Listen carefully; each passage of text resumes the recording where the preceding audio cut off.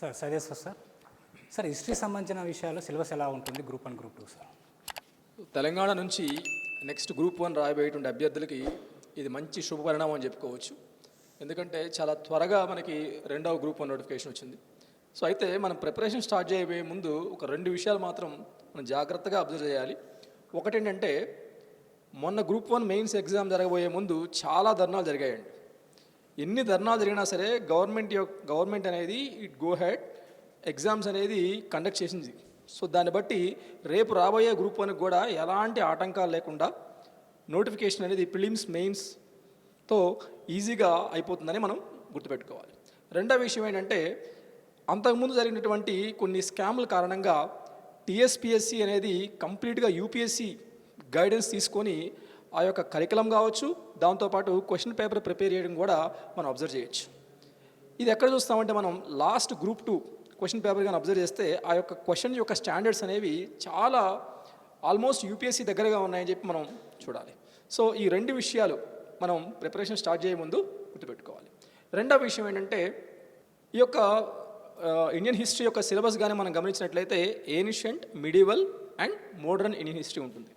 So ఏన్షియంట్లో మనకి pre historic cultures నుండి post Guptan period వరకు, మిడివల్ పీరియడ్ వచ్చేసరికి చోళాస్ అర్లీ మిడివల్ ఇండియా నుంచి దాదాపుగా మరాఠాస్ వరకు, తర్వాత ఈ యొక్క మోడర్న్ ఇండియన్ హిస్టరీ మనకి అడ్వెంట్ ఆఫ్ యూరోపియన్స్ నుంచి ఇండియన్ ఫ్రీడమ్ అండ్ పార్టిషన్ వరకు కూడా మనం అధ్యయనం చేయాలి.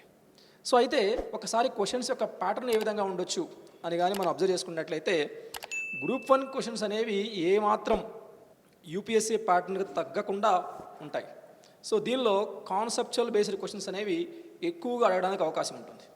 సో దాంతోపాటు ఇదివరకు మనకి కొన్ని ఫేవరెట్ ఏరియాస్ ఉంటాయి. రిపీటెడ్గా ఒక 10-15 ఇయర్స్ నుంచి ఏవైతే థీమ్స్ రిపీట్ అవుతున్నాయో అదే థీమ్స్ని మళ్ళీ ఇంకొకసారి మనం ఎక్కువ ఫోకస్ చేయాల్సినటువంటి అవసరం ఉంది. సో రీసెంట్ గ్రూప్ 2 గానే మనం అబ్జర్వ్ చేసినట్లయితే బుద్ధిజం గురించి క్వశ్చన్స్ మాత్రమే కాకుండా బుద్ధిజంలో ఉన్న డిఫరెంట్ సెక్ట్స్ వాటి యొక్క ఫిలాసఫీస్ కూడా అడిగారండి.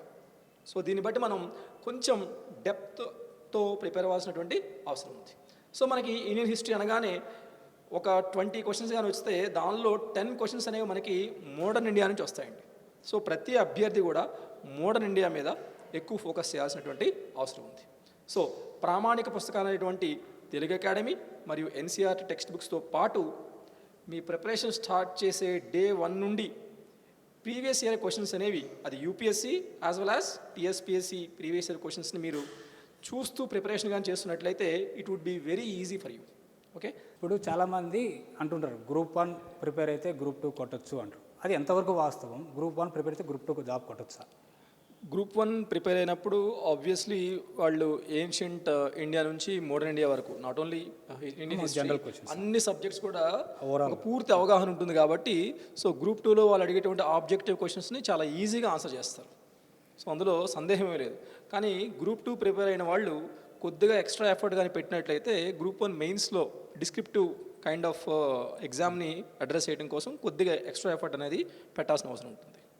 సార్ హిస్టరీకి సంబంధించింది ప్రామాణిక పుస్తకాలు కానీ స్టడీ మెటీరియల్ ఎంపీ విషయంలో ఏమైనా జాగ్రత్తలు తీసుకోవాలి?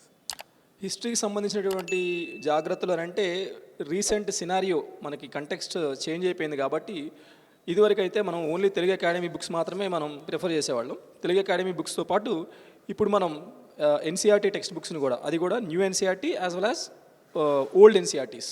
So new NCERT our past 3 volumes, తర్వాత themes of Indian history 3 volumes plus R S Sharma old NCERT, Satish Chandra old NCERT, Bipin Chandra old NCERT.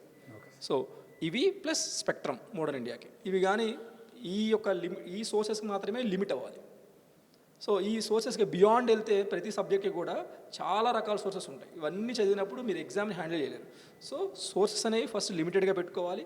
చదివిన సోర్స్నే మల్టిపుల్ టైమ్స్ రివైజ్ చేయగలిగితే ఎగ్జామ్ అనేది చాలా ఈజీ అవుతుందండి.